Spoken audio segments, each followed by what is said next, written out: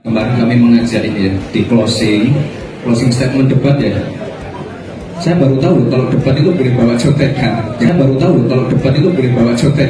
Yang lain pakai contekan, saya harus ngapal. Subscribe Berita Surakarta.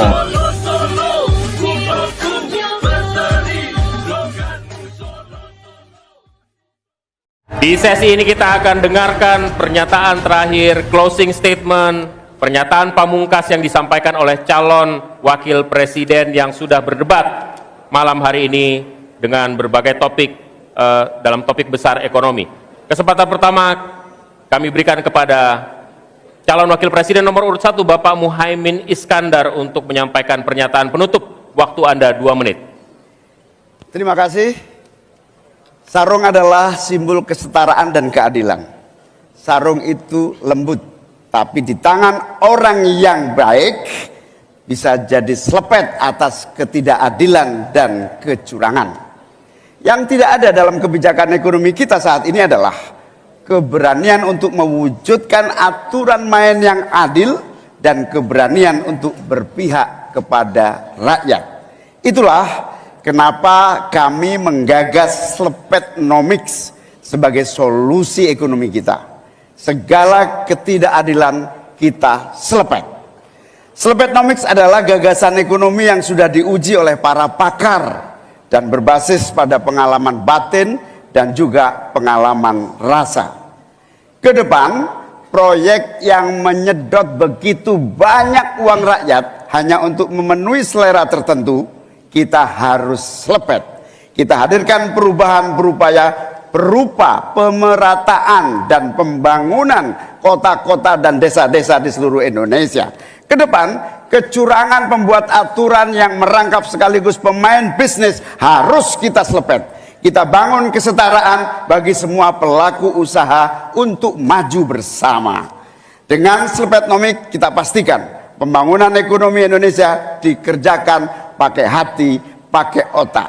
Sekali lagi, pembangunan Indonesia dilaksanakan pakai hati, pakai otak. Mari kita berdoa, semoga insya Allah saya dan Mas Anies memimpin Indonesia, kita kerjakan pembangunan dengan menggunakan pakai hati, pakai otak.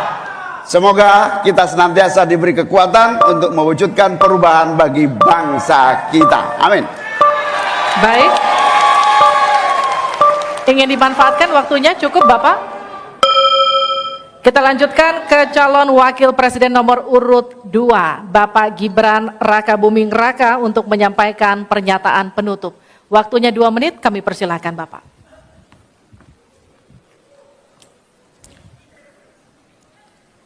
Indonesia ini negara besar. Kita harus bersyukur di tahun 2020 sampai 2030 nanti kita akan mendapatkan bonus demografi. Saat itulah sebagian besar penduduk kita ada pada usia produktif. Ini kesempatan kita untuk meningkatkan produktivitas nasional. Peluang untuk menuju Indonesia emas makin terbuka lebar. Tapi Bapak Ibu yang saya hormati, teman-teman sesama anak muda, ingat, kesempatan ini hanya datang sekali. Kesempatan ini tidak akan terulang lagi. Untuk itu kita harus kerja keras, kerja fokus, berani melakukan lompatan.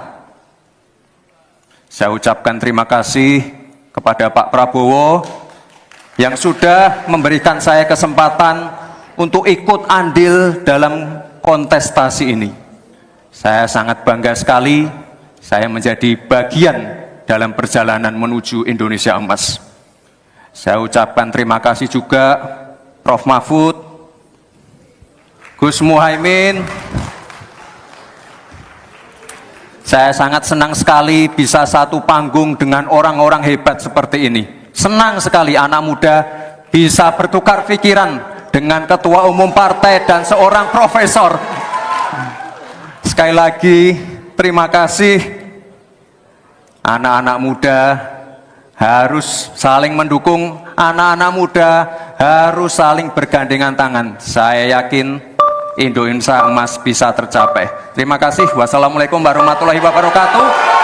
Selamat Natal dan Tahun Baru. Baik, terima kasih. Harap tenang, kita Kita akan masih melanjutkan. dalam sesi, mohon tenang. Waktu belum selesai. Kami persilakan selanjutnya calon wakil presiden nomor urut 3 Bapak Mahfud MD untuk menyampaikan pernyataan Saudara-saudara seluruh bangsa Indonesia, kami Ganjar dan Mahfud ingin memastikan untuk menyelenggarakan negara yang bersih melalui penegakan hukum tanpa pandang bulu. Ganjar Mahfud menyiapkan 21 program unggulan senilai 2.500 triliun rupiah selama 5 tahun, yaitu 1. 17 juta lapangan kerja, 1 desa, 1 vasket, 1 nakes, 3 uang saku kader posyandu, 4 10 juta hunian, punya rumah semudah punya motor, 5 sekolah dapat gaji, lulus pasti kerja, 6 1 keluarga miskin, 1 sarjana, 7 perempuan maju, 8 buruh naik kelas, 9 kuliah gratis untuk anak prajurit dan bayangkara, 10 mudah berusaha termasuk UMKM dan koperasi, 11 masjid sejahtera, pengurus masjid terlindungi, 12 guru ngaji dan guru agama lain digaji, pasokan pangan aman, harga enak di kantong, lansia bahagia, anak cucu gembira, 15 petani bangga bertani, 16 di laut kita jaya, nelayan sejahtera, 17 disabilitas mandiri berprestasi, 1 desa 1 mobil akses, 18 internet super cepat gratis dan merata, 19 bansos pasti lanjut tapi harus tepat sasaran, 20 sikat KKN, dan terakhir KTP Sakti. Segala kebijakan pemerintah harus mengutamakan kemakmuran dan kesejahteraan rakyat, termasuk memelihara fakir, miskin, dan anak terlantar seperti ketentuan pasal 34 ayat 1 Undang-Undang Dasar. Semoga niatan baik dan keikhlasan kami mendapat ganjaran ilahi dan tercatat di Lauhil Mahfuz. Selesai. Kita berikan aplaus dan apresiasi yang paling meriah untuk ketiga calon wakil presiden kita. Saya undang Pak Muhaimin, Pak Gibran, dan Pak Mahfud untuk ada di tengah. Untuk ada di tengah lingkaran merah ini.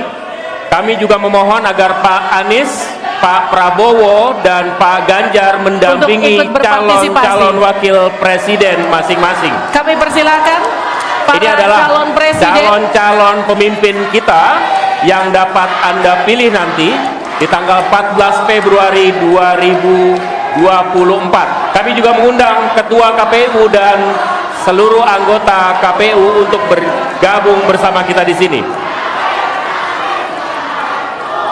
Mudah-mudahan debat kedua kali ini dapat memberikan referensi kepada Anda, menjadi hasanah bagi Anda untuk menentukan siapa yang Anda pilih.